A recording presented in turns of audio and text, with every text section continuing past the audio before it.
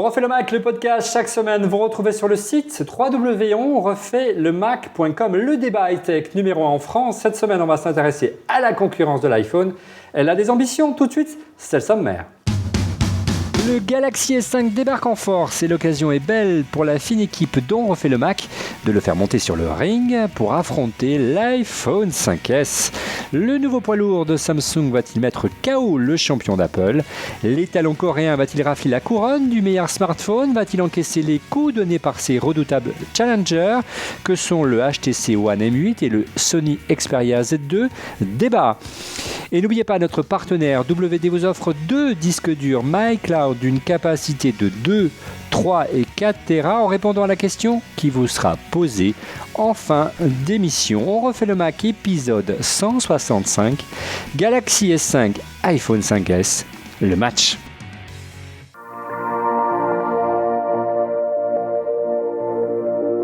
Chaque semaine, retrouvez On refait le Mac sur Clubic à l'adresse www.clubic.com, le site référence de la high-tech en France. En Belgique, rendez-vous sur Belgium iPhone, le premier site de l'info iPhone iPad en Belgique. Et enfin, au Québec, retrouvez-nous sur Mac Québec, la communauté des utilisateurs des produits Apple au Québec.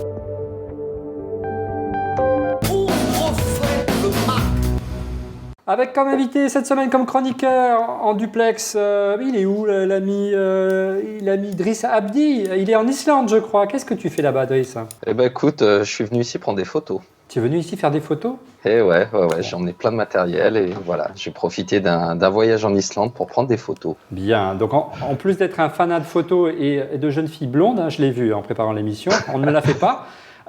Il est également journaliste, l'ami Driss, vous l'avez déjà vu dans cette émission, et journaliste notamment à l'Argus du Mobile, c'est bien ça, Driss? Tout à fait, oui, l'Argus du Mobile. Pertinent pour porter un verdict sur les nouveautés en matière Android, notamment le Galaxy S5 qui est arrivé la semaine dernière. Autre invité, autre chroniqueur maintenant récurrent dans On refait le Mac, c'est notre anthropologue du Mac et de l'iPhone. Il s'agit bien sûr de Paul Rony de l'association emo5.com. Bonjour Paul, comment ça va? Bonjour Olivier, ça va bien et toi? Oui, ça va bien. Tu as bien révisé, tu as tout ce qu'il faut? J'ai tout ce qu'il faut. Oui, tu m'as bien révisé parce que tu m'aides à préparer cette émission. Merci à toi. Autre chroniqueur, une nouvelle tête dans On refait le Mac. Il s'agit de Paul-Émile Graff, qui est journaliste au site Clubic. Bonjour Paul. Hello Olivier. Alors, il faudra se mettre d'accord. Il y a 2 Paul dans l'émission. Donc toi, ce sera Polo. On est d'accord? Polo, ouais, ça ira très bien. Alors, Paul-Émile, tu es là non seulement parce que c'est un sujet qui t'intéresse, bien sûr, la concurrence de l'iPhone et le Galaxy S5, le HTC, le Sony et j'en passe, mais également pour, à l'occasion de cette émission, nous célébrons, entre guillemets, un partenariat entre Clubic et On refait le Mac. Chaque semaine, désormais, Clubic diffuse notre émission. Merci à vous. Normal, je t'en prie. Bon, c'est tout l'effet que ça te fait, normal. C'est pas... on l'a déjà fait, c'est un retour. Voilà, c'est un retour. Maintenant, c'est chaque semaine et on va essayer d'inviter de manière récurrente des journalistes de la rédaction. Donc, merci d'être venu. Et vous êtes ici, chez vous. Et dernier chroniqueur, un historique d'On refait le Mac qui débarque tout juste de Las Vegas. Donc, il est un petit peu fatigué, un peu jet-lagué. Oui, ça va aller. Il s'agit bien sûr de Cédric Ingrand de la chaîne Info. Tu me laisses te présenter quand même. Ça va, mais Cédric? on n'a pas besoin. Ça fait 165 fois qu'on le fait. Tu vois ce que je veux dire? Pas de ça entre nous. Ouais, c'était très bien Las Vegas. C'était un peu court, mais c'était bon. Bien. Il faisait beau. Il faisait 30 degrés. C'était merveilleux. Bien. Alors, je vous rappelle qu'il faut être attentif à ceci. C'est le cadeau que vous offre notre partenaire WD pour emporter un MyCloud d'une capacité de 2 Tera en répondant à la question qui vous sera posée en fin d'émission. Et la réponse vous sera donnée durant l'émission. Soyez attentifs. On va commencer cette émission d'abord par si vous êtes d'accord, par un retour sur les dernières actualités autour du monde Apple et en particulier les dernières rumeurs. Ça se précise concernant la roadmap 2014 d'Apple, Paul, notamment grâce à un célèbre analyste qui est plutôt bon du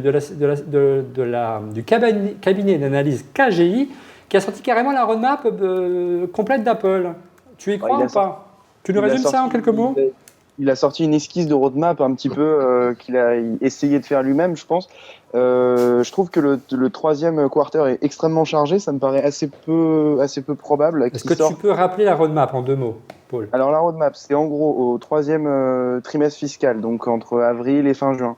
Il y aurait, d'ici la WWDC, il y aurait des nouveaux iPads avec Touch ID, un nouveau processeur basé sur l'A7. Jusque-là, c'est cohérent. Jusque-là, c'est cohérent. Mais il y aurait aussi 2 iWatch. Ça fait quand même beaucoup. Ouais. Un nouvel iPhone de 4,7 pouces.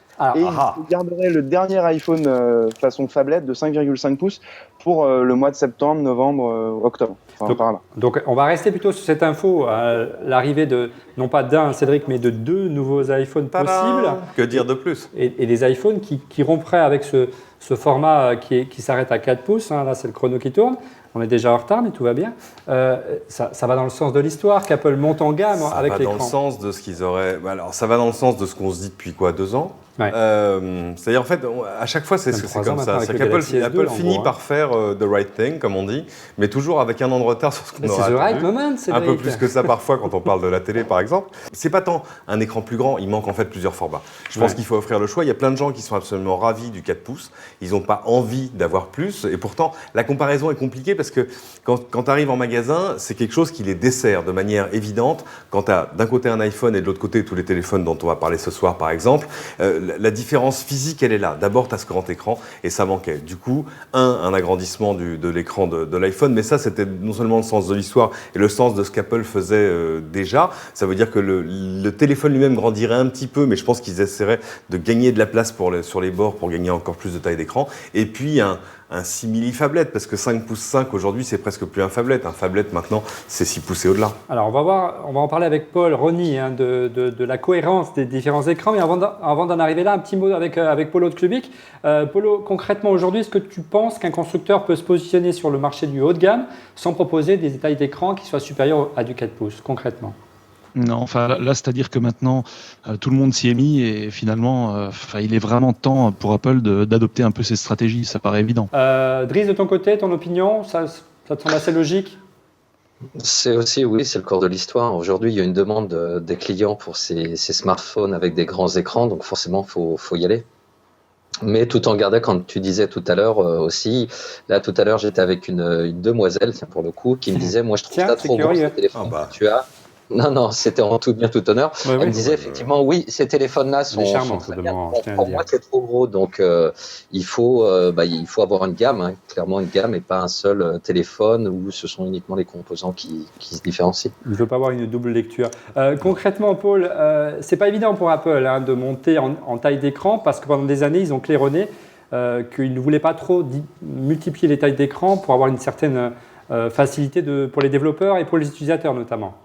Oui, et justement, on en parlait toi et moi tout à l'heure, il est probable qu'Apple, même en agrandissant son écran, cherche à avoir des résolutions qui sont des multiples de ces résolutions actuelles pour ne pas avoir quand même un travail qui, même s'il n'est pas trop désagréable, reste long, de mettre à niveau à chaque fois son interface pour tel écran. On n'a pas besoin de redévelopper à chaque fois pour une taille d'écran différente, comme c'est le cas aujourd'hui dans le monde Android. Alors, c'est ce que je te disais tout à l'heure, moi je crois que le 4,7 pouces aura une résolution qui sera similaire. Mais tout à l'heure, nous n'étions pas à l'antenne, alors vas-y. Oui.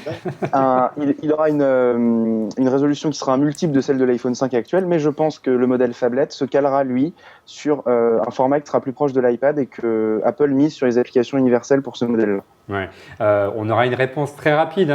Déjà, je pense qu'on aura quelques éléments très prochainement à la WWDC au mois de juin prochain, parce que ça y est, nous avons les dates. Soyez au rendez-vous à partir du 2 juin. Nous serons, j'espère, en direct à cette occasion pour couvrir la keynote de Tim Cook, si tout va bien.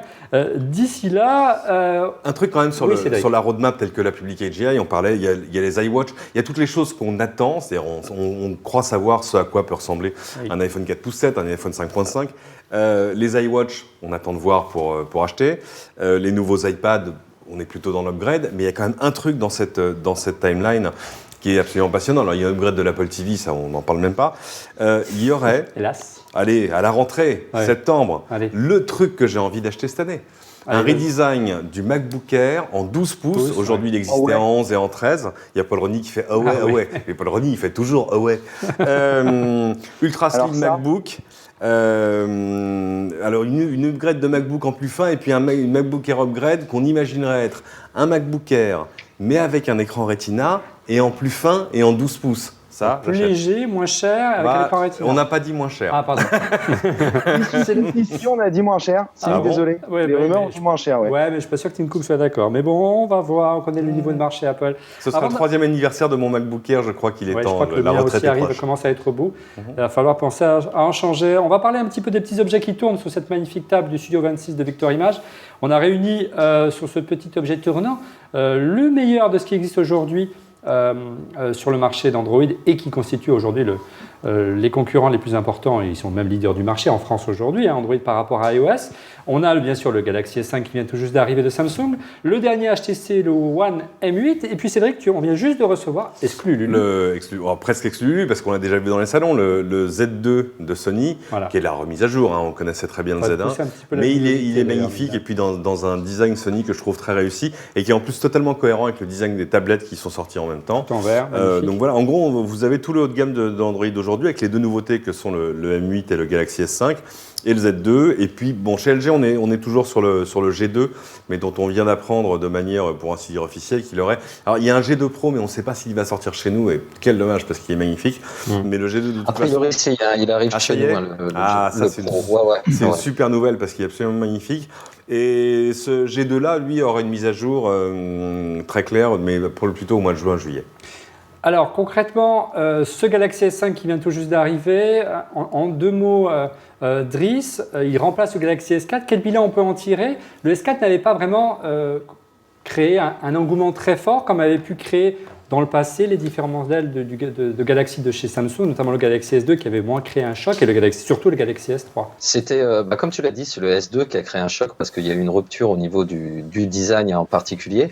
Parce qu'en fait, quand tu regardes l'évolution du S4 par rapport au S3 et maintenant du S5 par rapport au S4, eh ben, les commentaires sont à peu près les mêmes. Le design évolue peu, voire pas du tout.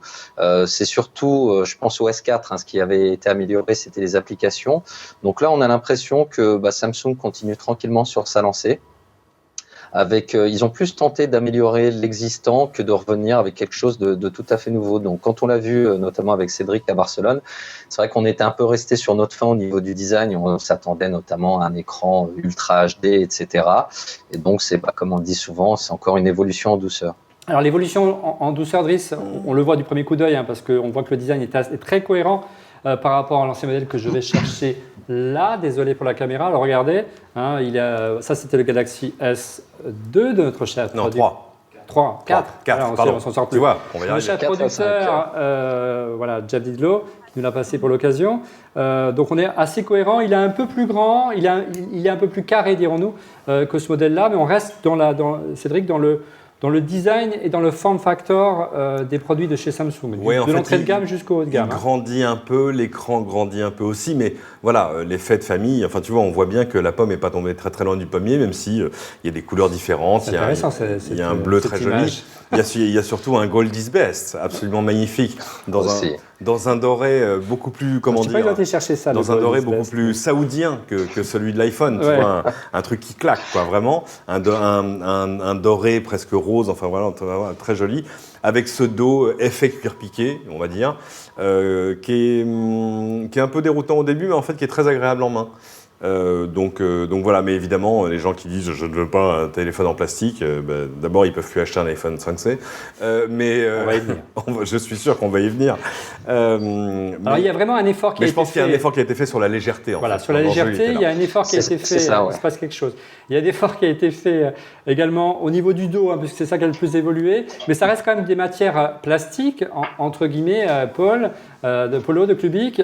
Même s'il y a cet effet cuir dont parlait Cédric, on est très loin quand même du rendu de l'iPhone 5S qui est ici, ou encore du principal concurrent du Galaxy S5, aussi. du Xperia du HTC. Le Xperia est magnifique aujourd'hui avec ses...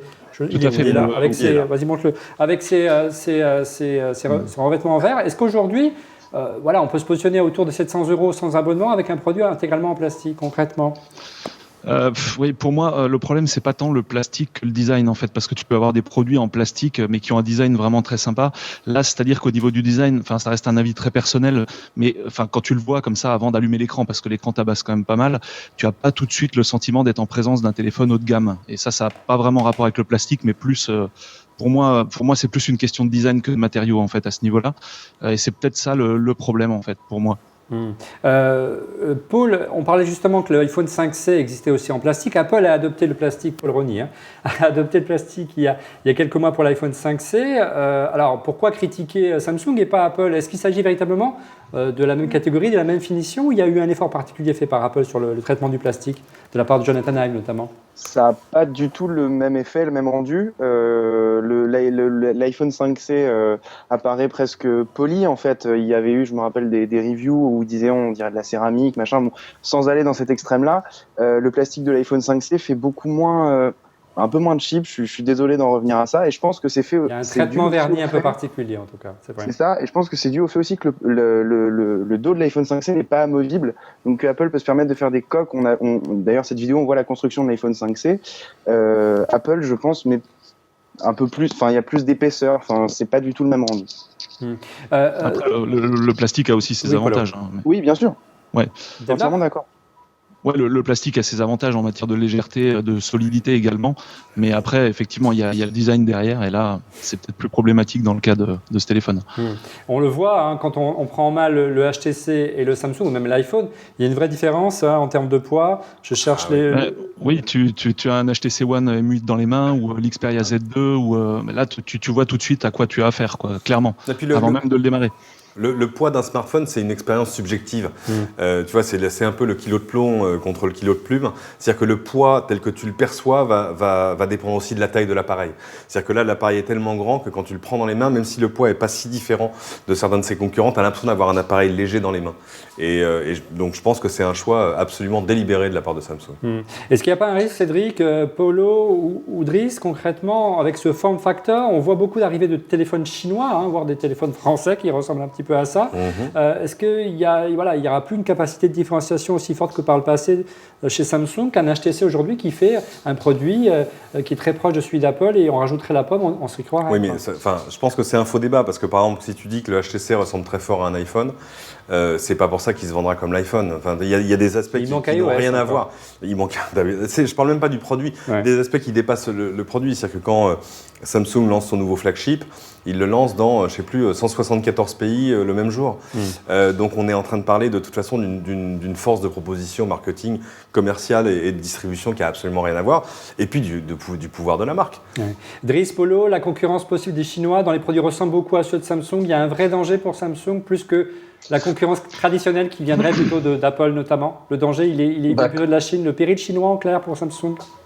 Comme tu disais tout à l'heure, ou Paul-Émile, comme il l'a précisé, c'est vrai que le téléphone éteint, tu as certains concurrents aujourd'hui, notamment en milieu de gamme, on va dire, chez des Asiatiques. Oui, ça envoie du pâté. Ce sont des beaux produits en termes de finition, de design. Ils ont des produits très, très, très beaux. Et en termes de prix, oui, sans même parler du prix. Là, on était en train de parler du design. Fut un temps, c'est vrai que tu n'aurais jamais pris un téléphone, on va dire chinois, pour les citer. C'était pas hyper valorisant comme produit. Aujourd'hui, tu as des choses, notamment, je pense à Alcatel One Touch ou Wiko. C'est vraiment de très très beaux produits. Et puis Huawei, les derniers qu'on a vus à Barcelone et qu'on a eu en main, et même leurs phablettes sont. La phablette, moi, m'a totalement bluffé. Elle n'a rien à envier à personne sur le marché. Polo, pour conclure sur le design.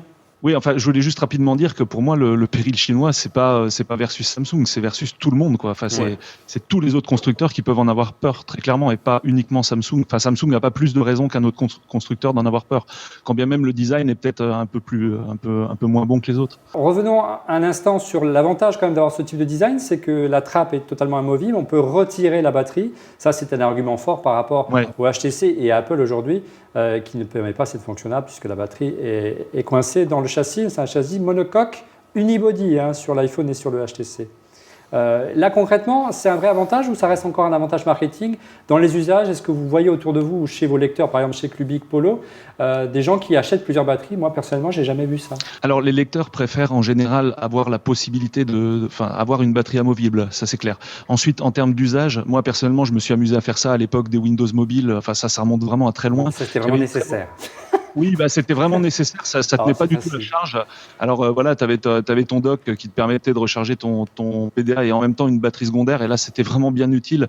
Après, aujourd'hui, pour moi, le problème, c'est pas vraiment de switcher entre deux batteries, mais c'est plutôt le fait de pouvoir changer ta batterie lorsqu'elle est foutue, quoi. Ouais. C'est pas vraiment pour prolonger l'autonomie que c'est bien, mais plutôt pour avoir une porte de sortie, plutôt en fin de vie, pour avoir une porte de sortie et éviter de te coller le SAV qui est pas toujours super réactif. Là où chez Apple, on est malheureusement obligé d'aller à l'Apple Store ou chez un revendeur agréé et se faire changer sa batterie. Ce que tu vois surtout, c'est l'explosion du marché des batteries secondaires, des batteries de recharge qu'on a dans la poche et qui font quelques milliers de milliampères. Ça, c'est un marché absolument d'enfer. Plutôt qu'utiliser une deuxième batterie, en plus qui évite d'éteindre son téléphone pour changer la batterie.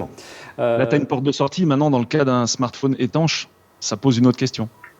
Oui, alors on va y venir au smartphone étanche. Mais avant, juste un petit mot sur la batterie toujours. Polo ou Driss, il y a un mode assez étonnant sur ce Galaxy S5, c'est le mode super économie d'énergie.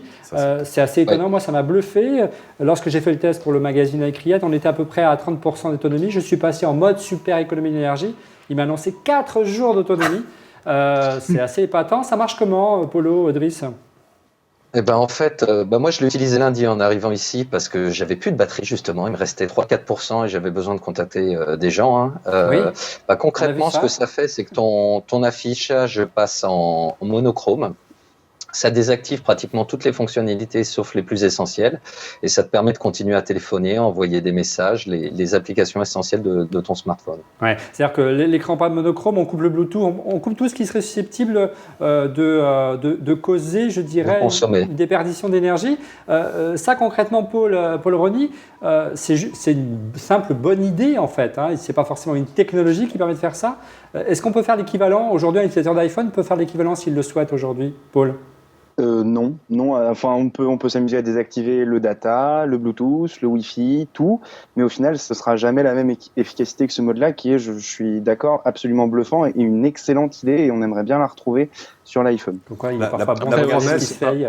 Alors après, par contre, juste une remarque, je suis pas sûr que ce soit uniquement du software parce que j'avais où justement les processeurs quad-core permettaient de mettre des cœurs en veille, de la RAM en veille et se concentrer uniquement sur un cœur complètement minime et qui permet juste de garder ses fonctionnalités essentielles. Mais je suis pas sûr de ce que j'avance.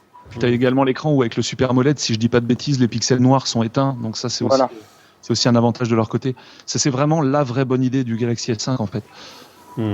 Paul, tu avais raison, effectivement, cette fonction, elle est vraiment bluffante. Moi, ce qui m'a le plus bluffé concernant ce téléphone, c'est qu'il est étanche. Il est certifié IP67. C'est déjà quelque chose qu'on avait vu chez la concurrence, chez Sony. Cédric, que tu as là. Le modèle précédent, le Z1, lorsqu'il est sorti, ça a été le premier téléphone smartphone. Le Z1, la tablette aussi. Oui, absolument étanche. Alors, c'est pas. Attention, étanche, ça veut pas dire amphibie, c'est pas fait pour aller faire des photos de plongée.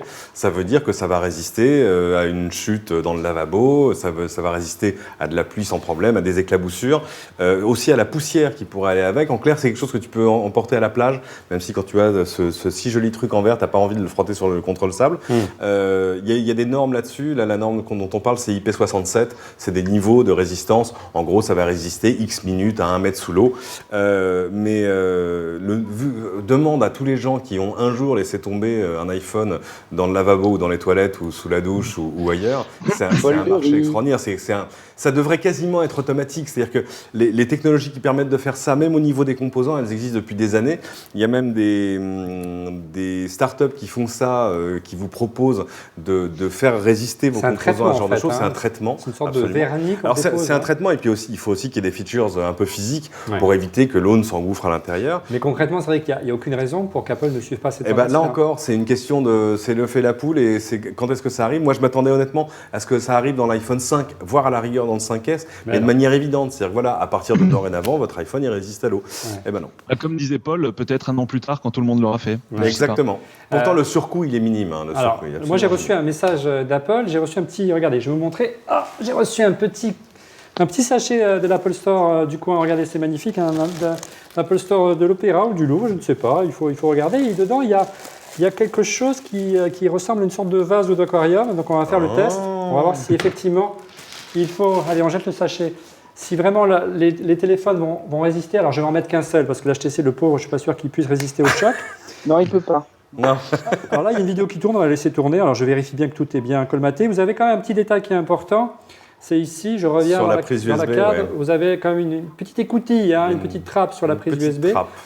pour qu'il résiste. Allons-y, Mais on par y contre, va. le haut-parleur reste ouvert et On y va tout la doucement prise, et on respire. La prise casque. la prise casque aussi.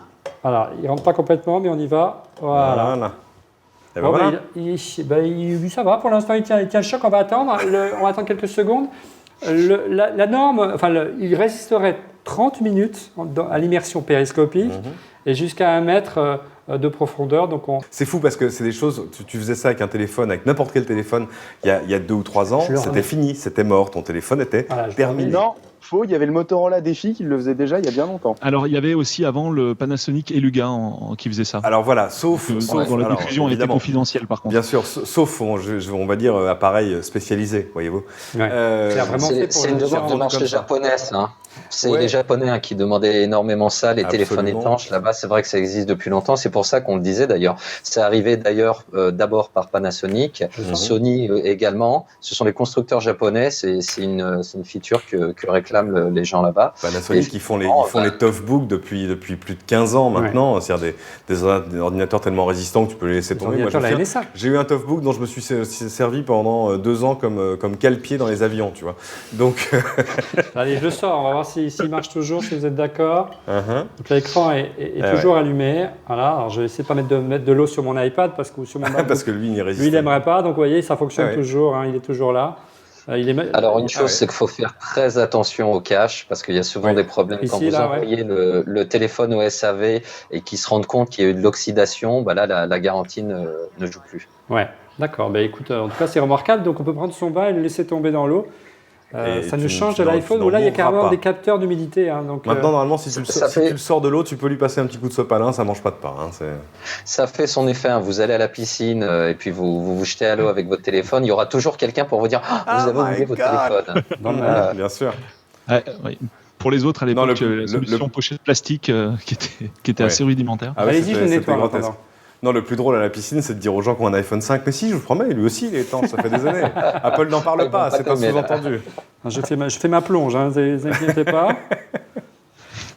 Mais c'est amusant parce que ça et le super high machin power saving mode, c'est vraiment les 2 features qui tuent presque. Parce que c'est des choses qu'on retrouve sur très peu de téléphones du marché. Alors il y a chez Sony, mais l'économie de batterie, ça c'est un truc dont tout le monde va avoir envie à un moment parce que te dire tu n'as plus que 10% de batterie, c'est pas grave, tu auras encore d'une douzaine d'heures d'autonomie, c'est absolument énorme.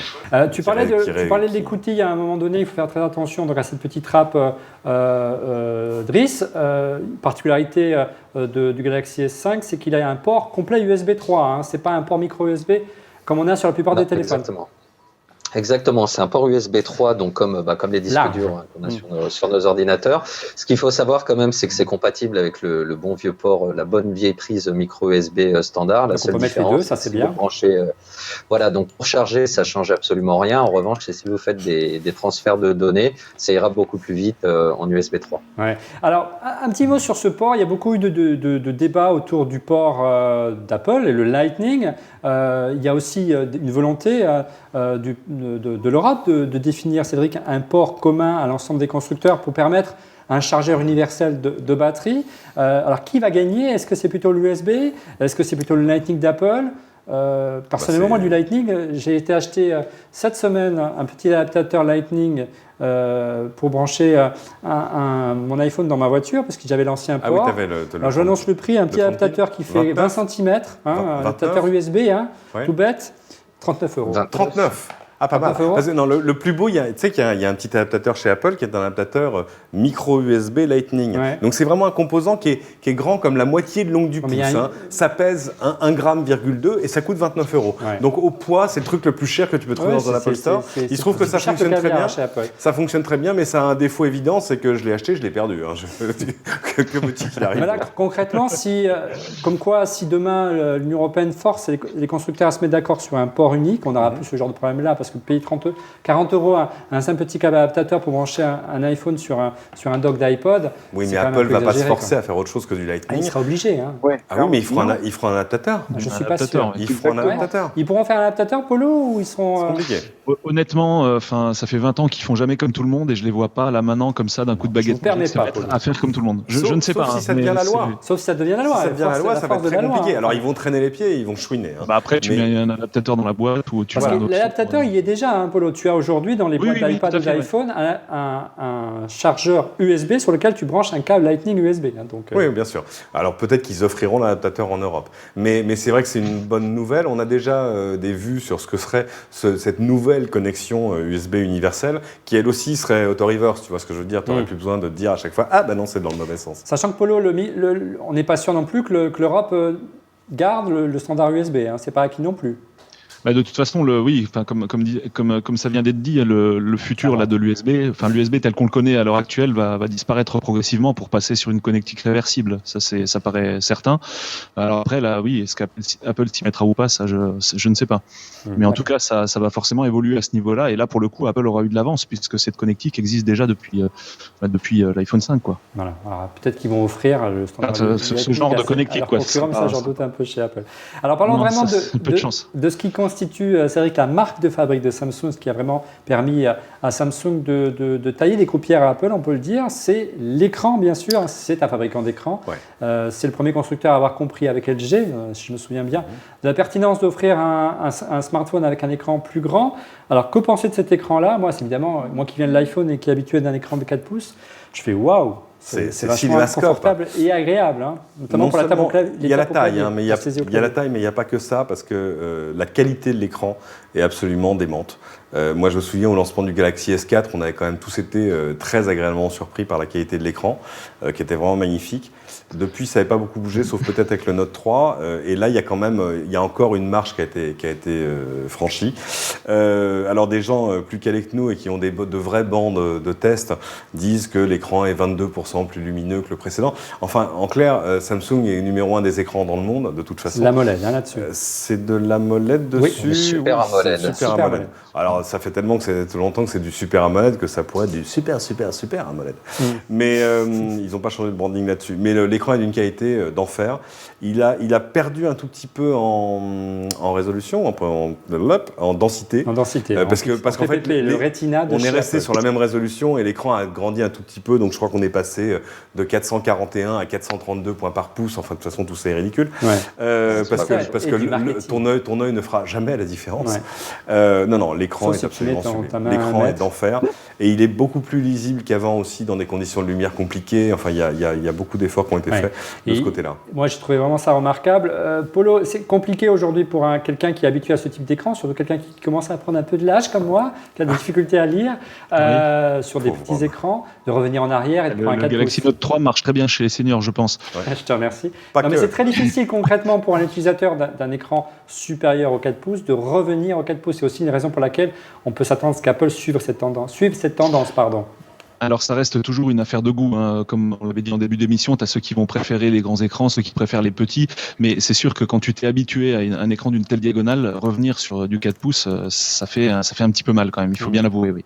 Très clairement. Maintenant, pour revenir rapidement sur l'écran, c'est vrai qu'après LG, et notamment son G2, je m'attendais quand même à plus de la part de Samsung, pas en termes de rendu, parce que là effectivement c'est tout bonnement fabuleux, il n'y a vraiment rien à dire, mais au niveau des bordures, sur le G2, on approche, on touche du bout des doigts la promesse du edge-to-edge, et finalement sur le montrer puisqu'on est en plateau. Vas-y, continue, Polo. Donc vraiment le bord à bord, et finalement sur le Galaxy S5, on est peut-être un petit cran en dessous de LG à ce niveau-là, quoi. Je m'attendais à plus pour ça. Ça a été la déception, hein. C'est vrai, sur le S5 quand on l'a vu au lancement à Barcelone.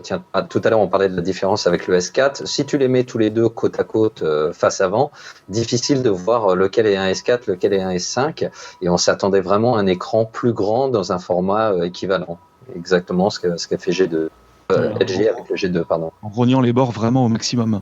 Ouais. Dernier mot sur l'écran avec Paul Rony. Paul, ça te fait envie concrètement, un iPhone avec un écran plus grand? Ah oui, clairement, oui. Mais je suis entièrement d'accord avec le fait qu'il faut que les bords rapetissent au maximum et pas que le téléphone... moi, je tiens à avoir un téléphone qui tient dans ma poche. Pas d'écran courbe non plus chez Samsung. LG s'y est tenté. On en a parlé de LG Flex, si je me souviens bien là, encore une fois, c'est une technologie qui n'est pas encore hyper bien maîtrisée en ce moment. Hein. Il y en a un chez Samsung, un écran courbe qui avait été annoncé il y a plusieurs mois. Et finalement, il n'a pas été commercialisé. Donc, Si, mais juste en Corée, je crois. Et pas en dehors de Corée.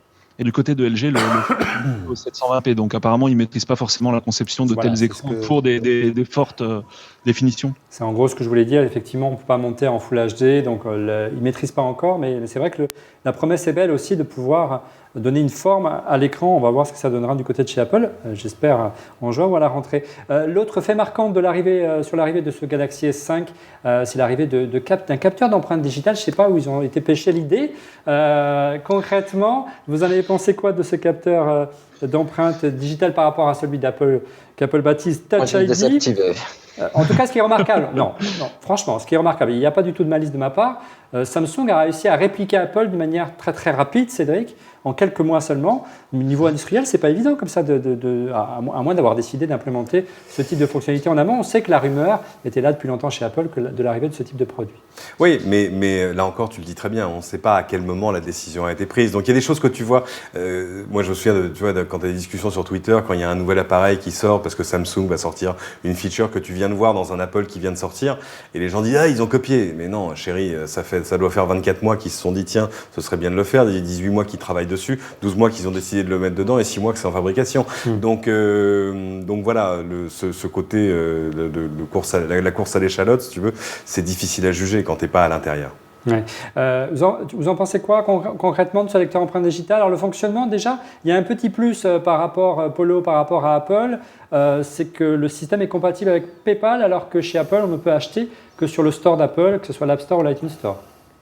Oui, effectivement, c'est un petit plus maintenant en contrepartie. Aujourd'hui, tu peux toujours pas acheter sur le Play Store, ce qui est quand même assez pratique pour un téléphone Android.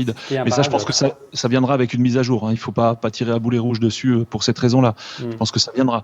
Maintenant, c'est vrai qu'au niveau de ça fait globalement le job, mais c'est vrai qu'en termes de conception, c'est quand même un cran en dessous d'Apple, il faut le reconnaître. Alors, du fait que tu puisses pas, tu es obligé de tenir ton téléphone à deux mains, parce que tu dois passer bien sur l'ensemble du capteur avec un doigt de façon bien perpendiculaire. Quand sur l'iPhone, tu vas pouvoir mettre ton doigt un peu dans n'importe quel sens et presser un simple contact. Donc, ce qui peut se faire à partir d'une main uniquement. Alors, pour résumer, en gros, le capteur, il est situé comme sur l'iPhone sur le bouton Home, le bouton qui permet de sortir de l'application. Première différence, avant de rentrer vraiment dans le détail effectivement de la sensibilité, c'est que alors que sur l'iPhone, il suffit de poser le doigt ici comme ceci pour qu'il se déverrouille, il est à l'envers, comme ceci pour le déverrouiller. Chez Samsung, il faut le glisser. C'est un système qui est un peu plus, je dirais, traditionnel qu'on trouvait notamment sur les ThinkPad, les ordinateurs de chez Lenovo et feu IBM. Et Latrix aussi. Un système que j'avais sur mon Medion il y a 10 ans. Voilà. Donc c'est pas super récent. Donc le système est déjà en termes de fonctionnement un peu moins original que celui d'Apple. Il faut glisser le doigt. Si vous glissez le doigt, ça ne marche pas. Et tu disais, Polo, effectivement, il y a un sens pour glisser son doigt vraiment à la verticale. Si on ne glisse pas à la verticale, ça ne marche pas. Tout à fait.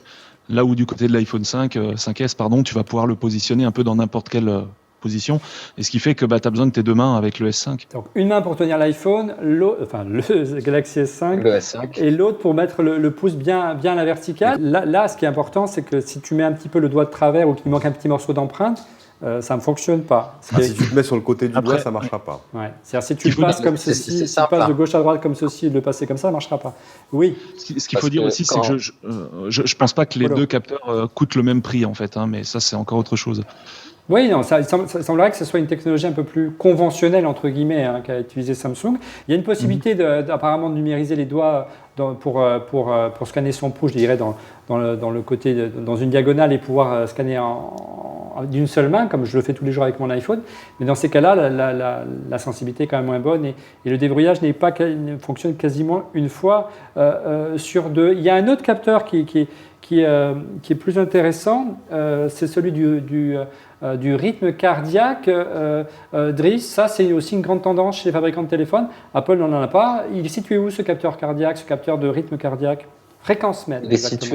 Il est situé au dos, ici. Donc vous avez le flash et vous avez le capteur. Donc l'idée c'est tu poses ton doigt comme ça sur le capteur et tu vas avoir ton rythme cardiaque qui s'affiche dans l'application S-Health. Alors aujourd'hui, c'est ouvert aux développeurs. N'importe quelle application peut en tirer parti de cette fonction ou ça reste une application de Samsung? Non, là pour le coup, l'API est ouverte aux développeurs, donc tout le monde va pouvoir y aller de sa petite application qui utilise ce capteur. Après un effort, on pourra donc suivre concrètement l'évolution de son rythme cardiaque. Là, il y a une vraie complémentarité possible, Polo ou Driss, avec la fameuse montre Galaxy Fit qui est sortie et qui est vraiment complémentaire de ce téléphone. Gear Fit. Justement, en fait, c'est un peu le problème, c'est que la Gear Fit, elle dispose elle-même de son propre capteur de pulsation cardiaque. Et donc, effectivement, le but du jeu, c'est quand même d'utiliser ces deux appareils conjointement. Et dans ce cas-là, finalement, tu vois plus trop l'intérêt du capteur qui est intégré sur le S5, au final. Ça, c'est un peu le problème. Il a un autre inconvénient, le capteur du S5, il faut le garder à l'esprit, c'est que quand tu cours, tu ne peux pas mesurer ton rythme cardiaque. Il faut être à l'arrêt, ne plus bouger. S'arrêter et attendre quelques secondes que l'index prenne toute sa mesure. Sur la montre, tu as le capteur directement à même la montre, mais le problème, c'est que ce qui serait assez génial en fait, mais c'est forcément techniquement pas évident à faire, c'est d'avoir tes constantes, un suivi permanent en fait de cette constante, tu vois, de pouvoir enregistrer comme une ceinture que tu mets autour de... Exactement. Et ça, on pourrait croire que la montre te permet de le faire parce qu'elle est à ton poignet. Or, c'est pas le cas. Quand tu fais une mesure de constante, c'est pareil, tu t'arrêtes, tu fais une mesure ponctuelle en fait, quoi, finalement. Paul, est-ce qu'on a une petite question de Twitter derrière les fagots, étant donné que Fanny n'est pas là cette semaine? C'est toi qui officie à la vigie du web cette semaine. Oui, alors il y a une question à laquelle on a déjà répondu, c'est tous ces téléphones comportent des écrans très grands, est-ce qu'Apple va suivre la tendance? Je crois qu'on peut dire que oui. On peut en tout cas l'imaginer. Ouais. Et il y a quelqu'un qui demande pourquoi est-ce que dans ce comparatif, il n'y a pas de Windows Phone? Parce que tout simplement, C'est pas un comparatif. De fait, il y a tous les nouveaux Windows Phone qui ont été annoncés cette semaine. Je ne sais plus exactement lesquels sont dispo. Il y en a qu'on a vu. Ils ne sont pas dispo. Oui, c'est ça, on est d'accord, ils ne sont pas encore dispo. Excuse-moi de t'interrompre. Pour répondre à la question, moi je voulais en emmener un ici parce que je vais faire un comparatif des capteurs photos. Ah oui. Ils n'étaient pas là. Le dernier Lumia 935 n'était pas disponible. Ils arrivent à la fin du mois, si je ne m'abuse. Et ce sera l'occasion d'en reparler. Rajouter le Lumia 930 dans l'équation, ce serait intéressant, effectivement. Parce que déjà, en termes de prix, ils vont se positionner de manière assez agressive. Et puis, on sait bien qu'au niveau du capteur photo, ils ont toujours des choses à dire.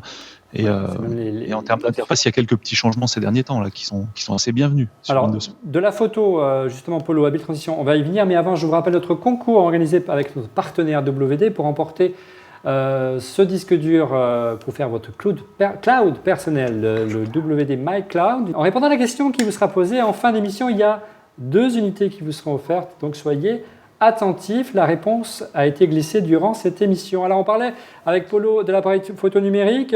Quelle est la philosophie qui a été retenue par Samsung sur le Galaxy S5, Polo? Est-ce qu'on continue à monter en puissance ou au contraire on a marqué le pas comme HTC ou Apple avec son iPhone 5S? On monte très légèrement en puissance en termes de définition du capteur par rapport au précédent modèle. Par contre, la philosophie, comme à son habitude chez Samsung, c'est toujours de proposer une couche photo qui va vraiment être très très aboutie. Ils vont vraiment en mettre des caisses à ce niveau-là.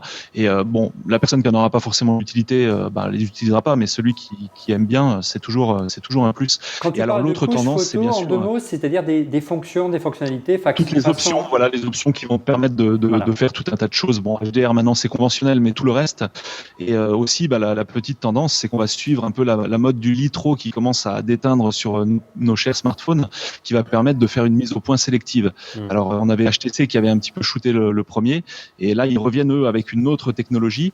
Mais ça, c'est un petit peu le truc qui est chouette. Et puis, il va y avoir aussi la capture en 4K qu'on avait déjà pu voir, notamment sur le Note 3. Oui, ça c'est pour la vidéo. Mais concrètement, pour revenir sur cette idée de litro, la possibilité de choisir, après avoir pris la photo, Driss, quelle zone on veut qu'elle soit nette ou floue. En clair, on peut carrément jouer sur la profondeur de champ. Ça, c'est la spécialité de HTC One M8 parce qu'il y a 2 capteurs. Ça, c'est étonnant sur le HTC. Exactement, vous avez 2 capteurs. Il y a le capteur principal ici et on a un second capteur au-dessus.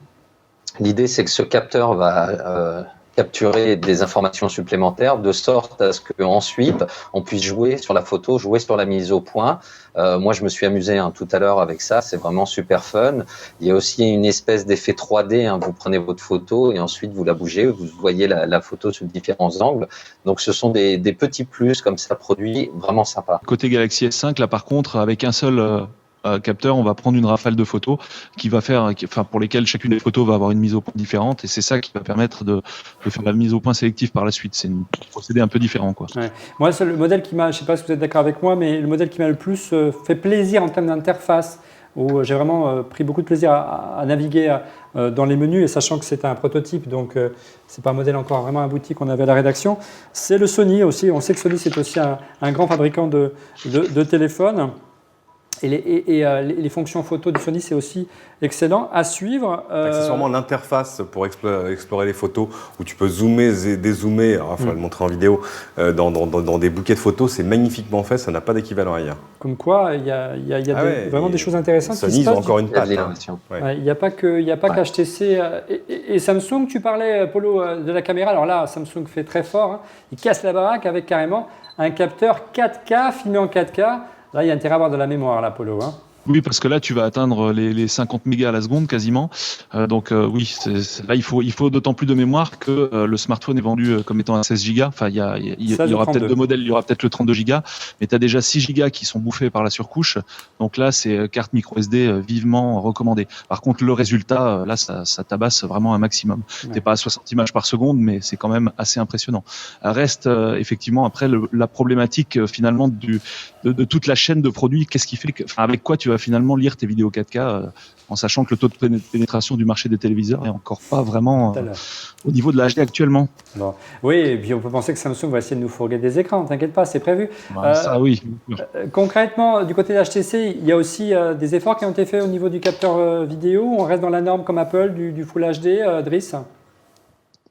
Alors attends, avant de passer à la vidéo, on est passé très vite sur une chose, moi, que j'ai trouvé intéressante sur le S5, c'est l'autofocus. Oui, tu as raison, on a sauté l'autofocus. Dû vous arriver, vous voulez prendre une photo et vous avez, je sais pas moi, un truc qui se déplace très rapidement. Le temps que vous preniez la photo, boum, c'est une photo floue parce que l'autofocus, c'est pas déclenché assez vite. Ouais. Donc là, on a un autofocus qui déclenche en 0,3 secondes. On nous disait c'est aussi rapide qu'un réflexe. Bon, pour l'avoir testé, alors il faut tout désactiver, hein, la reconnaissance de visage, de ceci, de cela, mais ça marche vraiment très très bien et c'est vraiment une fonctionnalité intéressante. Bien. Alors revenons donc à ma question précédente concernant la caméra. Effectivement, l'autofocus hybride est vraiment une valeur ajoutée importante de ce téléphone parce qu'il permet de shooter très rapidement et de changer de mise au point très rapidement. C'est très rapide, hein, lors des tests, c'était assez flagrant. Mais le capteur du HTC, il en est où en termes de vidéo ? Alors on reste sur du Full HD en 60 images secondes et il n'y a pas encore de 4K pour le coup sur le HTC One, sachant que bon, ils ont gardé le capteur, je sais plus comment il s'appelle. Ultra pixel. L'ultra pixel, voilà. Ouais. Là, ça n'aurait pas de sens avec un tel capteur. Ouais, c'est-à-dire que là, en fait, on n'a pas parlé non plus. C'est vrai que le choix de Samsung est bien différent de ceux d'Apple pour les capteurs et ceux d'HTC. Donc on passe de 13 à 16 millions entre le Galaxy S4 et le Galaxy S5, donc on monte encore en puissance et en résolution, alors que chez HTC, on reste avec un capteur entre guillemets d'assez basse résolution avec 4 mégas simplement, et chez Apple, on est resté à 8 entre le 5 et le 5S. L'idée, c'est d'élargir le capteur pour offrir une meilleure qualité d'image, plus de lumière, par rapport à simplement augmenter la résolution. Est-ce que c'est un discours qui a raison concrètement ? Est-ce qu'il faut monter en puissance ou il faut agrandir le capteur ? C'est une idée qui a été reprise aussi par les fabricants d'appareils photo. Aujourd'hui, ils préfèrent avoir des photosites qui sont plus grands, de sorte à ce qu'ils captent plus de lumière. Mais après, on peut pas dire que malgré ces 16 mégapixels, le S5 est un mauvais appareil photo. Bien au contraire, c'est encore un très très beau photophone. Ouais, et ça reste encore un argument de vente important d'afficher une forte résolution en matière de photos. Dernier point, on a passé en revue les principales caractéristiques de ces différents téléphones et notamment du Galaxy S5. Parlons du logiciel, du système d'exploitation Android, bien sûr.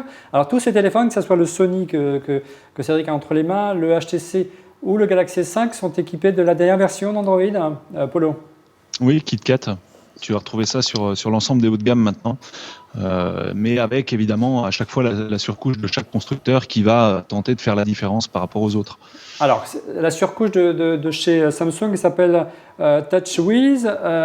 Qu'est-ce qu'elle apporte de plus par rapport, je dirais, à une version classique d'Android, comme le préconise Google ? Ce qu'elle apporte de plus, c'est comme on l'a dit tout à l'heure, en matière de photos, quand même nettement plus d'options que ce que tu as par défaut sur Android. Donc ça, c'est un des points les plus importants. Après, le constructeur va aussi imprimer sa marque en termes d'interface et d'ergonomie. Donc là, on a vu que notamment sur le S5, le menu des options a été complètement refait. Là, désormais, tu as plein d'icônes en fait qui représentent chacune des rubriques principales. Donc tu as toujours un petit peu aussi au niveau du design, chaque constructeur veut imprimer sa marque, mais c'est quand même pour moi c'est principalement la couche photo, enfin le logiciel qui gère l'appareil photo qui va faire la différence. Driss, tu es d'accord avec le discours de Polo concernant Android? Est-ce que on sait que Google lui est plus fervent de vouloir uniformiser le système d'exploitation de sorte que d'un modèle d'une marque à l'autre on retrouve ses réflexes? Est-ce que tu penses que c'est pas plutôt ça l'avenir d'Android? Non. Non, pas du tout, parce que bon, dans le fond, on s'y retrouve. Non, moi, au contraire, je dirais que c'est tout comme chez Apple, hein, je veux dire, iOS, ça reste quand même iOS. C'est aussi pour ça qu'on va vers l'iPhone. Faut pas l'oublier. Hein, il y a le côté design, il y a les fonctionnalités, mais il y a aussi l'OS. Je veux même pas parler de macOS sur les ordinateurs. Typiquement, c'est vrai qu'il y a en plus de très bonnes idées chez les constructeurs. On va prendre chez HTC par exemple, avec leur journal. Sur la homepage, voilà le BlinkFeed qui a été d'ailleurs repris sur le Galaxy S5 qui s'appelle My Journal, mon journal, pardon. Donc, ce sont des bonnes choses. On a des fonctionnalités intéressantes. Il y a des raccourcis qui ne sont pas forcément dans la version d'origine d'Android. Et puis, c'est un élément de différenciation également. Faut pas l'oublier. Puis alors côté Samsung, tout ça c'est aussi un peu imbriqué avec le mode économie d'énergie. Enfin, ça vient avec la surcouche quoi quelque part. T'as un mode enfant aussi qui a été ajouté par Samsung. Enfin bon, il y a. Alors ça vraiment. C'est gadget et que ça surcharge, mais enfin c'est quand même des trucs en plus qui peuvent être sympas dans certains cas. Regardez le mode enfant, on ne peut pas zoomer, mais on vous le montrera en vidéo si jamais. Voilà, ça c'est remarquable, c'est tout ce qui manque franchement à l'iPhone, parce que ma fille n'arrête pas de me choper mon téléphone et de regarder mes mails, ce qui n'est pas toujours agréable. Voilà, vous êtes dans un monde enfant, vous choisissez les applications auxquelles vous voulez que votre enfant puisse accéder, et le reste est fermé sans rentrer un mot de passe, c'est tout bête. C'est du multicompte, comme le réclame depuis des années notre ami Rodrigo. Et voilà, c'est pas grand-chose, Cédric, et on ne comprend pas pourquoi Apple n'y va pas. Hein. C'est incompréhensible. Et à la limite, bon, sur un smartphone reste un truc personnel, même si de fait tes enfants peuvent te le choper. C'est surtout sur les tablettes, à mon avis, que la question se pose, parce que les tablettes sont des choses qui sont destinées à être partagées, à être laissées sur la coudoir du canapé, partagées avec toute la famille. Et alors, il y a d'un côté les enfants qui n'ont rien à faire dans tes mails, et puis de l'autre côté, des organisations d'applications. Tu n'as pas forcément, toi, besoin d'avoir la moitié des applications Disney sur ta page d'accueil. Tu vois ce que je veux dire. Voilà. Oui, bon, en fait, chez Apple, tu as du multi-compte. Il faut juste que tu achètes une deuxième tablette, quoi, c'est tout. C'est un peu le problème. C'est comme ça qu'il fallait faire. C'est un peu le problème. Voilà. Concrètement, que pensez-vous maintenant de l'interface d'Android? On sait qu'il y a eu des évolutions depuis la dernière conférence des développeurs de Google I.O. Il y en a une prochaine qui va arriver, il va y avoir d'autres évolutions. Apple a vraiment fait table rase du passé avec iOS 7. Est-ce que vous ne trouvez pas, moi ça faisait quelques mois que je n'avais pas mis les mains dans Android en préparant cette émission, que Android quelque part a pris un petit coup de vieux depuis l'arrivée d'iOS 7, voire de Windows Phone en matière d'interface, et qu'il faudrait un petit peu ripolliner tout ça? C'est plutôt iOS qui a pris un coup de jeune, mais... En fait, sur le S5, pour ce qui est de l'interface, je pense qu'il faut dissocier deux choses. Il y a d'une part l'esthétique et d'autre part le pratique. Au niveau du S5, il y a quand même une couche de ripollin de passer par-dessus. Les icônes sont plus flat, c'est plus chouette dans l'ensemble, c'est plutôt réussi. Par contre, au niveau pratique, on reste sur une philosophie de desktop au niveau d'Android, c'est-à-dire finalement un menu d'application, une espèce de menu démarré quelque part mobile, quoi, avec des bureaux que tu vas pouvoir faire défiler, avec des raccourcis que tu vas poser sur ces bureaux, qui reste quand même une philosophie finalement assez proche de macOS X ou de Windows, quoi, actuellement. Bien. Dernière question, messieurs, pour conclure sur ce sujet. Quel est le meilleur téléphone premium pour vous aujourd'hui? Il faut se mouiller. Alors, vous connaissez ma préférence, donc je ne vais pas répondre. Mais concrètement, est-ce que le nouveau Galaxy S5 aujourd'hui est redevenu le fleuron du marché en termes de téléphone premium sur Android, voire au-delà pour l'iPhone? Est-ce que l'HTC aujourd'hui, avec une finition vraiment très proche et vraiment remarquable, moi j'aime beaucoup, peut lui tailler des croupières, ou alors vous votez pour Sony? On va passer de chroniqueur en chroniqueur. On va commencer par Polo. J'ai envie de dire ni l'un ni l'autre. C'est tous de super téléphones, il n'y a vraiment pas à dire. Tout le monde a gagné. je reste quand même. Il faut te mouiller. Ouais, je vais mouiller. Alors attends 2 secondes. Je reste quand même assez bloqué sur le LG G2, moi à titre personnel. Il y avait l'inconvénient de l'absence de slot micro SD, ça c'est quand même un petit peu embêtant. Mais par contre pour le reste, c'est vraiment un produit qui m'a beaucoup tapé dans l'œil. Et enfin au niveau OS, j'aime beaucoup iOS, mais enfin moi en termes de diagonale, là c'était plus possible en fait. Driss, brièvement. Brièvement, moi j'ai juste fait le Z2, je le trouve trop grand à mon goût. J'ai un petit coup de cœur pour le HTC One M8, c'est vrai, mais après c'est vrai que le G2 toujours, moi c'est son écran quoi. Quand tu as le G2 entre les mains et que tu vois cet écran pratiquement bord à bord sans rien d'autre, il est hallucinant malgré quelques petits défauts. Donc on attend le G3 là parce qu'ils vont peut-être nous faire quelque chose de Le bord à bord, il est quand même pas mal effectivement. Faut voir d'où ils viennent en fait LG. Hein. Je veux dire, LG c'était quand même l'Optimus 2X, c'était absolument épouvantable. Ils reviennent du diable au vert, comme on dit.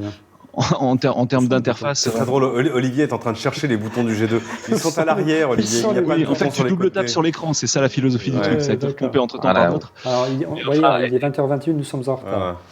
Faut dire, LG revient quand même de très très loin en matière de téléphonie mobile. Et là, donc l'avance de Samsung n'est pas aussi importante qu'elle pouvait être. Son premier argument, comme disait Cédric en préambule, c'est son réseau de distribution. Non, c'est pas son premier argument. Non, je disais que là c'est quand tu me disais, mais attention, le danger chinois. Attends, le problème c'est que le jour où Huawei sortira un téléphone dans 180 pays le même jour, oui, il y aura peut-être, il fera peut-être un peu chaud pour Samsung, mais on n'y est pas. C'est quoi ta préférence moi, je pour tout le monde. Propose un LG, un HTC, tu es en train de me proposer mon LG, Samsung S4, moi un iPhone 5S, voire un Sony que tu as là, voilà. Non, mais on est dans des métiers où on a le luxe de ne pas choisir. Comment te dire ça autrement? C'est-à-dire que. Vous avez presque 3 000 € de téléphone là. Ils sont jolis tes 3 téléphones, ils sont pas mal. Il y a une photo à prendre, parce que ça, vous verrez pas Olivier Frigara tous les jours dans cet état-là. Ouais. Moi, je suis assez d'accord avec Driss. Le Z2 est un peu grand, mais je le trouve quand même vachement réussi en termes de format pour la photo, etc. J'avoue que le choix de la raison, ce serait le S5. Mais pas que de la raison, l'écran est génial, il a plein de trucs, mais voilà, il manque peut-être un peu de folie, j'ai envie de dire, mais en termes de qualité, en termes de photos. Je suis désolé, moi je peux pas acheter un téléphone à 700 € avec ça, quoi. Ah bon? Je suis désolé, moi c'est pas possible. Non mais attends, on va remettre les choses, les choses à leur place tout de suite. Tous les gens qui disent attends, moi je ne peux pas lâcher mon iPhone, regarde ce design superbe et ce toucher métal. Attends, laisse-moi finir, Frigara. Voilà, regarde l'aluminium, regarde. Ah mais chérie, t'as une coque dessus. Ah bah ouais, sinon je vais le casser. Voilà. Non, mais tu peux donc j'ai une coque en plastique à 4 €. Une coque en plastique. Voilà, exactement. Donc si tu veux, fin du débat. Là au moins t'as pas besoin de lui rajouter une coque. Avec cette qualité. Et je vois de la raison pourquoi, parce que voilà, si je devais acheter un téléphone avec mes sous, je prendrais celui-là parce que ce qui arrive pas très souvent. Parce que voilà, quand il y en a plein les tiroirs, tu t'en prends un quoi. Et moi, j'aime beaucoup c'est la résistance à l'eau et surtout ce super low power mode qui est un truc génial qui là pour le coup de manière absolument quotidienne peut te sauver la mise. Ouais, et ça les autres l'ont pas. Ouais, ça viendra, le Sony là. Mais sinon, même le HTC est magnifique. Polo, ton avis? Le M8, moi j'adore le M8, j'adore la cover One Touch, je la trouve géniale. Je trouve que l'appareil photo a un principe qui me plaît beaucoup, le design me plaît beaucoup. La cover One Touch, Android avec Blinkfeed me plaît beaucoup. C'est juste une idée, Android, au final, c'est juste que je trouve que iOS est un peu mieux fini sur certains points, mais j'avoue que là, si maintenant je prenais un téléphone, ce serait un M8. Bon. Écoute, on va voir dans quelques mois si tu vas passer du côté obscur entre guillemets de la force ou pas. On passe tout de suite à notre concours. Notre partenaire WD vous offre 2 disques durs MyCloud en répondant à cette question. En quelle capacité le WD MyCloud est-il disponible? Répondez via Twitter en utilisant l'hashtag ORLMWD.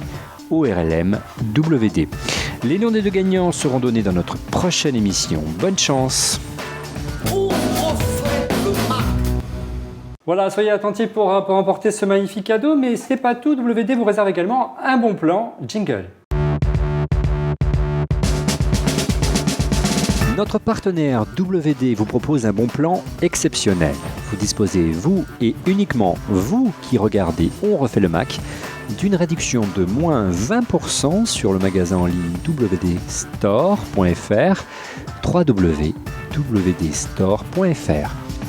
Pour en bénéficier, il vous suffit de taper le code promo ORLM20 sur le WD Store, ORLM20. WDstore.fr vous offre également les frais de livraison. Voilà, n'hésitez pas à commander, à soutenir Refait le Mac. En attendant, on passe tout de suite à vos coups de cœur. Allez, les coups de cœur, on commence tout de suite par Driss. Alors, coup de cœur, j'en ai 2, mais je crois que Cédric a dû en parler. Ça m'étonnerait qu'il n'ait pas parlé C'est pas grave. du casque intra-auriculaire chez Bose, le Quiet Comfort 20. C'est ce que j'ai là d'ailleurs. C'est ce qu'on a tous là, en fait. Ouais, en même temps, on utilise. C'est une tuerie. Moi qui suis tout le temps dans l'avion, ça marche super bien. Ça manque peut-être un chouïa de basse, moi qui aime bien quand ça descend bien fort. Donc bon, voilà, il y avait ce casque-là. Ça coûte un peu cher quand même, à 300 €. Sinon, alors un truc un peu plus original, c'est que moi je suis tout le temps en balade et il y a pas mal de cambriolages malheureusement de par chez nous. Donc ça s'appelle Giga7 éléments. Ce sont des petits capteurs que vous mettez sur les fenêtres. C'est relié à votre box et vous avez les notifications sur votre smartphone, si quelqu'un rentre chez Sur vous. Notre smartphone. Votre smartphone, voilà. Et ça coûte Donc, cher Non, c'est pas. Écoute, le pack de base coûte 199 € et avec ça, tu as 2 capteurs fenêtre et porte et tu as un détecteur de mouvement. Mais Giga7, c'est Siemens. C'était. Ah, ouais, des choses se vendent. Voilà. Ça peut être vite rentabilisé, oui. Oui, c'est clair. Merci Idriss. Paulo, puisque tu as pris la parole, quel est donc ton coup de cœur aujourd'hui ou ton coup de gueule? Oui, mon coup de cœur, en fait, c'est la PS Vita que voici, que je. Non, sans déconner. pratique. Ouais, écoute, sans déconner, ouais, bon voilà, c'est pas un téléphone, c'est pas un casque, c'est une console portable, et j'en suis vraiment très très content. C'est un bon appareil en complément du smartphone parce que les jeux en tactile, si tu veux, il y a eu la petite mode, je trouvais ça génial à une époque, et là maintenant, j'ai vraiment envie de revenir à des contrôles physiques, quitte à avoir un deuxième appareil dans le sac, tant pis. Tu veux pas du Candy Crush, tu en as marre. Okay. Non, vraiment pas. Ouais, mais sur smartphone, il n'y a pas Killzone, quoi. Il n'y a rien à faire. Et Killzone sur la Vita, il est d'enfer. Paul Rony, quel est ton coup de cœur ce soir? Moi, ça va encore être un bouquin, mais pas sur Commodore, cette fois-ci sur Atari. C'est un livre qui s'appelle Atari Business Is Fun. Et c'est en anglais toujours, mais c'est pour avoir encore un autre point de vue sur l'histoire de l'informatique et des jeux vidéo. Et pourquoi aujourd'hui, il y a quand même un gros révisionnisme de la part des marques qui ont survécu, qui se sont créées depuis. Ah, mais c'est mon petit Paul. Ce sont toujours les gagnants qui écrivent l'histoire. Hélas. Ouais. Donne-nous un exemple de révisionnisme en 2 mots concrètement. Apple. Ouais. Mais vas-y, développe. Par exemple, Chuck Peddle, qui était un ingénieur chez Commodore et qui raconte qu'en fait Steve Wozniak n'aurait jamais fait marcher l'Apple I sans son aide. Ouais. J'en doute, mais malgré tout, le fait qu'à la première West Coast Computer Fair, le stand qui a eu le plus de succès, c'est celui où on vendait des Commodore, des PET et pas des Apple II. Enfin, il y a plein d'histoires comme ça sur comment l'Apple II était construit chez les ouvriers eux-mêmes, et il y avait une petite camionnette qui passait récupérer les cartes mères finies pour finalement les assembler, puis les vendre. Enfin, plein d'histoires comme ça. Et aujourd'hui, quand on nous dit oui, Apple, voilà, Mike Markula est arrivé, il a donné des sous et tout allait bien. En fait, non. Ça s'est pas fait de manière aussi naturelle. Merci Paul. Quel est ton coup de cœur? Tu t'amuses avec depuis le début de l'émission, Cédric. Mais ouais, c'est un truc merveilleux. Regarde, voici la machine à selfie.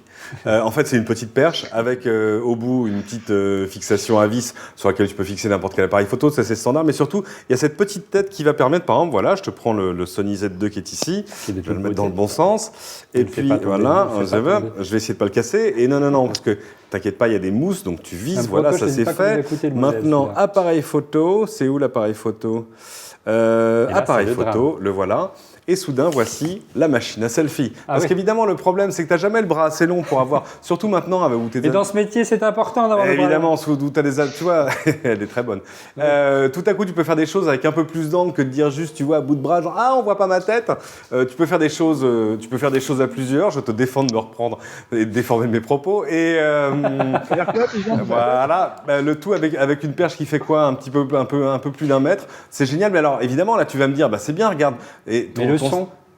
Alors le son, ça peut s'arranger parce qu'il y a des micros, mais surtout, là tu vas me dire, c'est bien, mais ton appareil photo, il est à 1,20 m de ta tête, comment tu fais pour cliquer pour prendre la photo? Voici la télécommande Bluetooth qui va avec. Ça vient d'une marque qui est française ou simili-française, qui s'appelle Xsoriz, Xsoriz. Ils sont à Biarritz, c'est un peu compliqué, c'est une marque internationale, je sais pas produit au Pays Basque, tu vois ce que je veux dire. Mais voilà, la conception en tout cas, en partie se fait ici. Il y a plusieurs modèles, il y a des trucs plus gros si vous voulez mettre de vrais appareils photo, voire même des réflexes dessus. Mais c'est chouette parce que c'est tout petit, tu cales ça au fond du sac. Et alors je veux dire, voilà la nouvelle télé 2.0, c'est que tu veux faire un duplex. Oui, bonjour, en duplex de machin. Tu peux le faire absolument tout seul. Il y a besoin de personne. On n'a plus besoin de venir en studio, on pourrait faire ça chacun de son côté avec son selfie. Voilà, on pourra faire des hangouts vachement rigolos là pour le coup. Un challenge pour une prochaine émission d'On refait le Mac. De mon côté, mon coup de cœur, c'est l'arrivée des premiers autoradio CarPlay. Il y a 2 marques qui ont fait une annonce cette semaine. CarPlay, c'était le thème d'On refait le Mac il y a le mois dernier, qui nous a permis de faire un joli tour en voiture dans Paris. Ça y est, des constructeurs d'autoradio se positionnent. On pense à Pioneer notamment.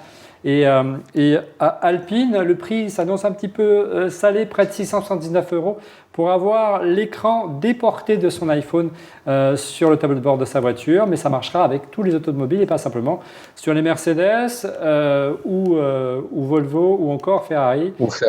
Voilà. Donc c'est quand même un peu plus accessible, même si le prix est un peu élevé, un peu sur le modèle de ce que propose aujourd'hui Parrot.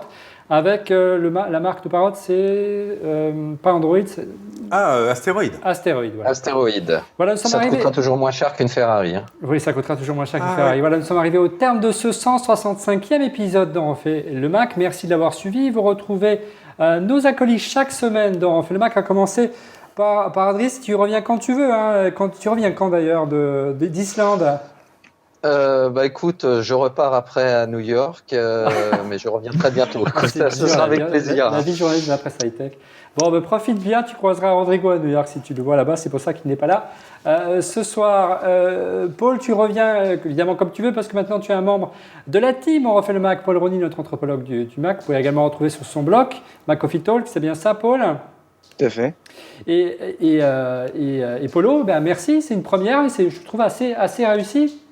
Écoute, c'était bien agréable, ouais, vraiment. Et dorénavant, on se retrouvera chaque semaine sur Clubic, en ta compagnie ou en compagnie d'autres journalistes de la rédaction de Clubic. Et Cédric, sur LCI, tous les dimanches, 13h10. Dans la grande maison d'à côté, 13h10 le dimanche. Cette semaine, oui, parce qu'on est à Boulogne, juste à côté de mon bureau, ce qui est quand même vachement pratique. Voilà. Merci Victor Image. On a pris un studio rien que pour lui, en fait. Ouais, en fait, tout ça, tout tourne autour de moi, de toute façon, et je n'ai pas d'ego, donc ça tombe bien. Plein écran cette semaine, 13h10, première diffusion le dimanche. On va parler de Microsoft, parce que Microsoft avait énormément d'actu la semaine dernière. Ils sont revenus sur Build, il y avait toutes les nouveautés, les mobiles qui sont sortis. Il y a des choses sur la recherche, où ils ont montré un peu ce qui sortait des labos communs qu'ils ont en France avec l'INRIA. Ils ont lancé la nouvelle saison d'Imagine Cup. Bref, il se passait pas mal de trucs autour de Microsoft. Donc ce sera le sujet de la semaine. Merci Cédric. Quant à nous, on se retrouve, si vous êtes d'accord, la semaine prochaine. Au revoir.